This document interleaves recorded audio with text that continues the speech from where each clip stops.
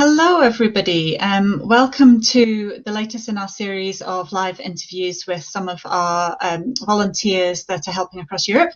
Today, I am absolutely delighted to be speaking to Lena from Finding Refuge, and she'll introduce herself in just a moment. I'm Amber Bauer, the founder and the CEO of NGO for Refugees, and it's my pleasure to be here today. So Lena, do you want to just say hello first, and then we'll sort of launch straight into the sort of questions? A little bit about yourself. Yeah, hi everyone. Yes, of course. Thank you for tuning in. Like Amber said, my name is Lena, and I'm one of the co-founders and vice president of Finding Refuge. So it's great to be on. Thank you for having me. Amazing. And Finding Refuge is located in Athens, but you're actually joining us from Texas in the US today, and it's really early morning, so we're doubly grateful for your making the effort and looking so lovely. So can we start by talking about Athens, the situation in Athens for refugees generally just today? Yeah, of course. So currently Greece is in lockdown. So for Athens, that means that there's a lot of people that don't have homes and they're on the street, which is really dangerous for them. They're vulnerable to, police brutality. It's winter, so it's really a difficult time. Athens is somewhere where we have noticed that there are a lot of systematic gaps in housing. So there's just a lot of people that fall through the cracks that should be assigned housing because they're asylum seekers, but they don't get that service. So we just really noticed that the few times that we've gone to volunteer in Greece, and we just had to do something about it. So. Amazing. So do you have an idea of how many refugees are kind of in Athens? How many are kind of on the street? Maybe not exact numbers, but where we're at. So you can't, it's really hard to say, to give an exact number, but I think a lot of people that know anything about Greece have probably heard about Victoria Square. I was there over the summer, and the park, it's a central city park, and there would sometimes be around like 200 people in the park, children, families, single women just in the park sleeping, even late at night, nowhere to go. And something that also happened was every few weeks, every few days, these individuals would be bussed out of the park and taken to just tents, to a camp that was a little bit outside of Athens, kind of like out of the sight, out of mind. So and I mean, that's not a solution. Putting people in a camp is not a solution. So, or in tents outside of a camp is not a solution. But that's the way that the Greek state was dealing with that. So and so those camps were kind of maybe Malakasa, Ritsona, these kind of camps that were surrounding. There's some. Yes, exactly. So this is just kind of overspill. Some camps that are just kind of around. And the camps themselves are kind of full, and they're just adding tents into wherever they can fit them. Exactly. And what recourse? Exactly. Sorry, Lena. What access do they have to any kind of money or any opportunity to sort of get out of that situation? Sorry, I did not hear you that well. Can you repeat your question? Yeah, sure. What opportunity do they have to access any money or to access any way of getting out of that situation? Yeah, I mean, so recently over the summer, a little bit earlier than that, there was a law passed that, once you become a recognized refugee in Greece, your cash assistance is cut off and you are also evicted from your government housing, whether that's apartment accommodation or a camp. So because of that, these people really are left with no options. They have no money, cash assistance from the government to rent out a place possibly. And besides that, while they have become recognized refugees, the amount of paperwork that people need to go to and kind of the loops that they need to jump through to get the proper paperwork to be able to work and find a job is just very difficult, and open up a bank account. I mean, and there aren't really any services set in place to kind of help people get to that point where they can, you know, get to a point where they can be self-sufficient and rent out a place themselves. So they're just kind of left in the dark with nothing, no way into like a, a solution. So yeah. And And this has actually been a kind of a new situation, because up until now, Greece has been housing people for longer than this and giving them that chance to become independent. But this is a recent thing where they started to kick them out of the accommodation early, and they've come up with no solution for that at all. They're just leaving them with nothing. And added to that, it's COVID time. So like you said, Greece is still in lockdown and has been for quite a long time now. So how they must also be scared of COVID. They're obviously in these horrible situations. How Greece is in lockdown, which makes things hard, but how are they feeling about COVID itself? Are they scared about catching that? So I think now more so just because there's been the lockdown, and I don't think it's just the concern around COVID. I think it's also the concern about, you know, people, for instance, figuring out the system that allows them to, you know, follow the necessary restrictions that are put in place. Sometimes that information is not accessible to everyone. You know, the numbers that they need to text to be able to go out and not be fined by the police. So besides just the concern around, you know, health concerns around COVID, and people obviously being in cramped spaces because, you know, sometimes if one friend, you know, is able to have housing, there'll be people cramped into one space just so, you know, they're not on the street. Yeah, it's definitely a big concern, I think, for the community there. Yeah. So moving on then to Finding Refuge and Deny a House. Are you able to share with us a little bit about how that came about and what amazing work you're doing? Sure, yeah. Okay, so we actually changed our model due to COVID this past August. So before that, we were just renting out individual apartments for families that, you know, reached out to us. We assessed if they, you know, were vulnerable and really needed housing. We would try to find an apartment for them. So our on-site coordinator, Sohail, would just kind of run around Athens and try to find an apartment. We had some connections with landlords, and that was working out, but the wait time between someone's application for housing and the time that we were able to find an apartment was very long. And then also Suhaid was kind of putting himself in danger by being out during COVID, as well as the family. So we kind of wanted to have a solution that was very quick. So when we were in Greece over the summer, we were kind of like, okay, like it's, I think it's feasible for us to try to rent out a big building that we could kind of make into a shelter. And so that's how Dunya House came about. So we opened we call it Community Housing Center in August, and we started moving in residents that we had at previous apartments into the bigger building. So that is how that came about. Yeah. And how many people can you house at Deny a House at the moment? Yeah, so it is it's a three-story building, and it has a side apartment as well, so we can house around 60. That's like full capacity with bunk beds. But we don't have that right now, so right now we are currently housing around 37 people in the building. So yes. What kind of split is that for families, minors, unaccompanied minors? Yeah, so we have mostly single women in the house with their kids.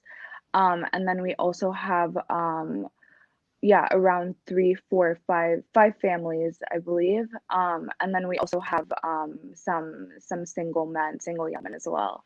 So yeah, around three or four. Yeah. And I'm happy to say that you guys have put in an application for a grant from us to buy the bunk beds, which we're really happy to Yes, do. So hopefully that capacity that's can great. increase soon as well. It's kind of That's great. That's great. a great way to be able to help. It's such an easy fix, such a great fix. So if you get up to full capacity of 60, do you have any concerns that, you know, going from sort of 37 people to 60 people that you're responsible for? Do you have any concerns with that? Yeah, so I think that, we would do it kind of incrementally, not really just move a bunch of people in at one time. Although, we're getting applications every day, and we would really, wish that we could just help everyone that was able, applying to our service. But I think just to, keep the peace and make sure that people are all living comfortably and in a dignified way, it would probably be incremental, kind of moving in a few units at one time, and then seeing how that goes, how people are living together, and then assessing if we can move in more people. But we definitely don't want to, put all the residents in a situation where, it's so full that people are uncomfortable and not able to live together and are just living on top of people's heads. So I think we would definitely just, assess that in the moment as we move people in. But any extra space is really just a huge help. So that would be awesome. I think it is really difficult to decide who it is that's going to move in. The demand is really high. So how do you go about making those decisions? Yeah, okay. So we do intake calls. So usually with intake calls we kind of just um ask people questions like, whether they have a cash card, what their status is in Greece, how many people they are, and just kind of talk to the family or the unit and figure out, what is their situation, why are they in the situation. And then we try to accommodate the people that we assess as being the most vulnerable. So, families that don't have cash cards are usually a little bit more vulnerable. The families that do, whether it's like a lone woman with her kids is maybe a little bit more vulnerable than, a family where there is a father. Um, so that is how we assess. We have usually that call is done by myself, and Suhail, or Suhail, who is our on-site coordinator. He's actually part of the community, so he knows a lot about like which questions to ask, how to figure out, if people are really vulnerable and things like that. So we do that It's to amazing. assess. I think it's a wonderful project. We came across you guys back in August, I think, when you applied to join. And I hadn't previously heard of Finding Refuge. And I think it's a really amazing project. And because of the changes in the situation in Greece and how the authorities are treating people, then it's very timely. And one of the things that I noticed about your mission is that your mission is kind of to take away homelessness of refugees and asylum seekers in Athens and beyond. And that kind of suggests quite big plans and quite big expansion. So at the moment, there's obviously about 37 people in Denia House. What's the plans for the future for you? Yeah, I mean, we're just taking it day by day. Our So basically before, with our older model where we were renting out apartments, we were only able, with the current funding that we had at the moment, we were only able to house around maybe 20, 25 people at one time. So, now it's up to 37, almost 40. And then, if we're able to get bunk beds, that also gets higher. So honestly it just depends on funding, but we've made a lot of great connections with the community. We know a lot of people that want to help. So it's a matter of funding. I think that a lot of organizations kind of deal with this as well. But if if we get more funding, I think that, we would even look into the possibility of renting out a bigger space, another space, something like that. So it really all just depends on the funding, but we do definitely stretch or the funding that we do get, the donations that we do get, to really maximize the effect of what we're able to do. So Oh, that's really great to hear. That's really great to hear. And do you have examples of people who've come to live with you, either in the apartments before or now at Denia House, who, because of that stability and being able to get a home, have now been able to move on into independence and be able to find work and sort of move on with their lives in Greece?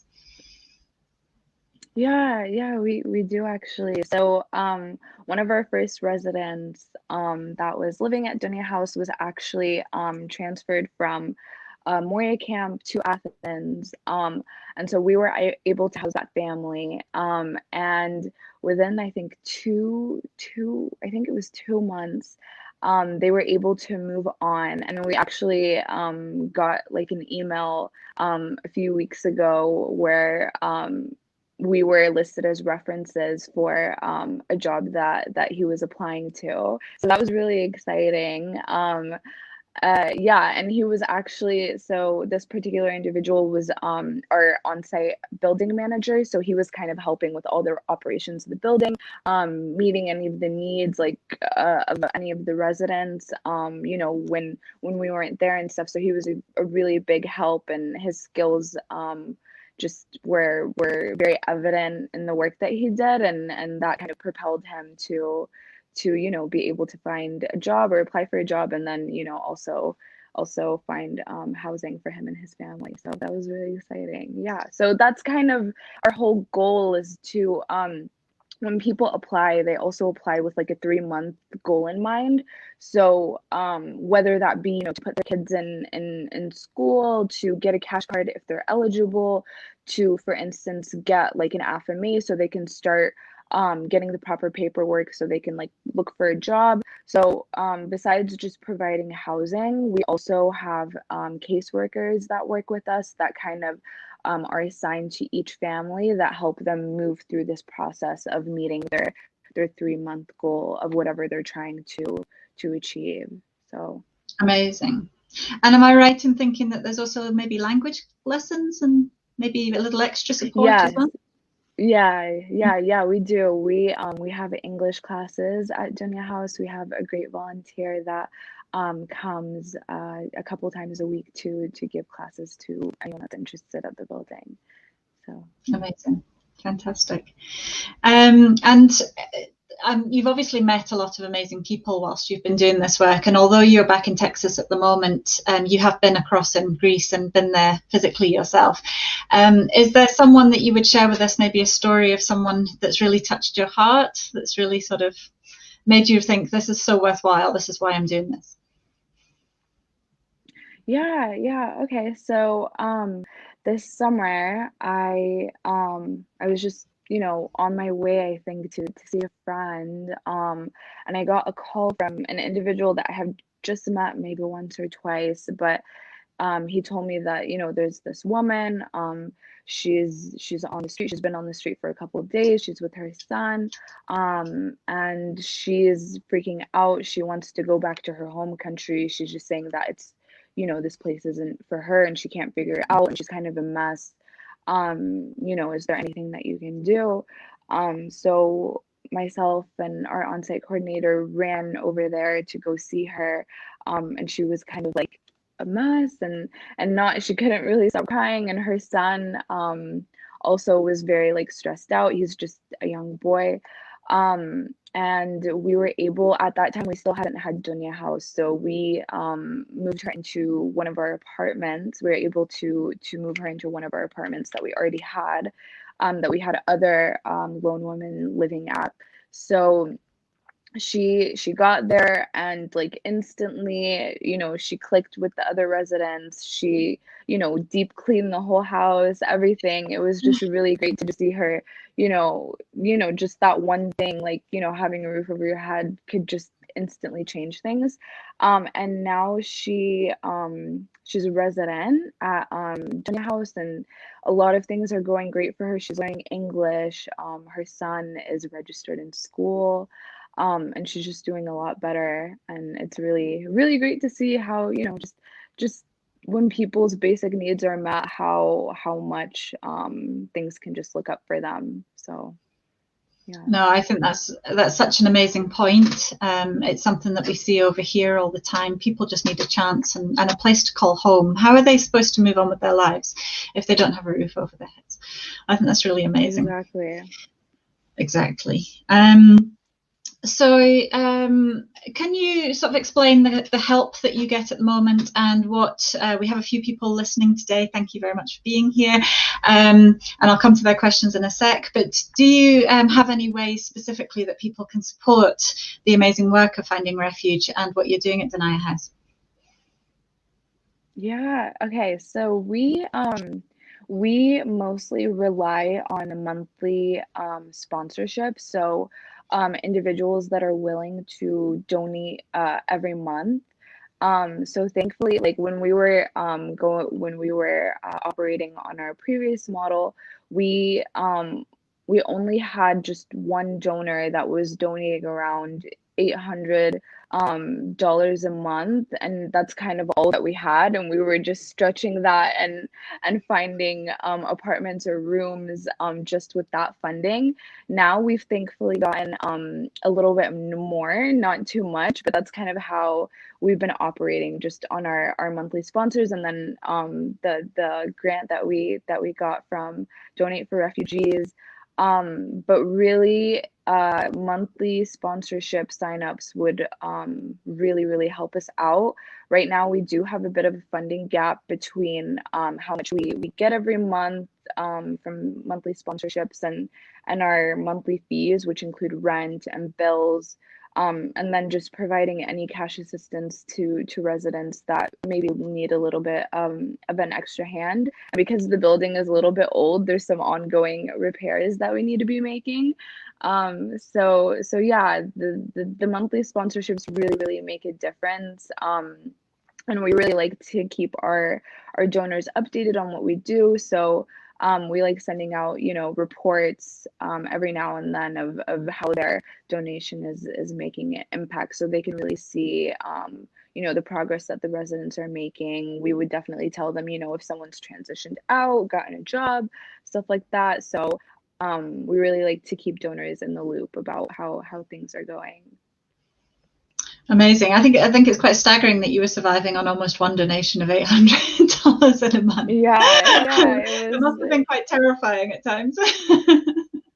It was, yeah, it was. But we really stretched it, and thankfully, I mean, it worked out, and we're out where we are now. So it's great. It's great. Keep moving forwards. Okay, then thank you very much for that, Lena. I'm just going to, Sally Hyman says hello. She was obviously interviewed last 2 weeks ago, a fortnight ago, and also shared a bit of the situation in Athens. And Vanessa, I'm not sure if this is a question or not, but thank you for the work you're doing to help people on the streets into accommodation. So thank you for that, Sally and Vanessa. We don't have any questions. Do you have anything finally that you want to kind of say to people? Do you have any kind of last words that I haven't covered? Yeah, sure, yeah. I mean, it's just really important, especially right now, to stand in solidarity with refugees.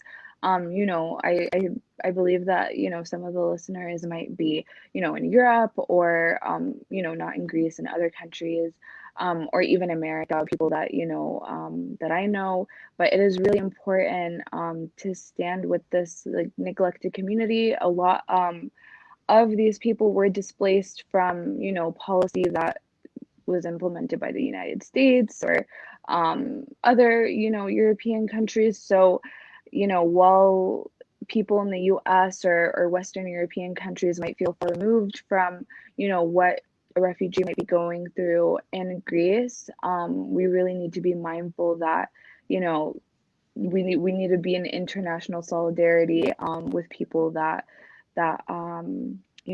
face the effects of our reckless policy from our countries, international policy from our countries. So yeah, thank you to everyone that's listening, and thank you. Yeah, thank you for having me over.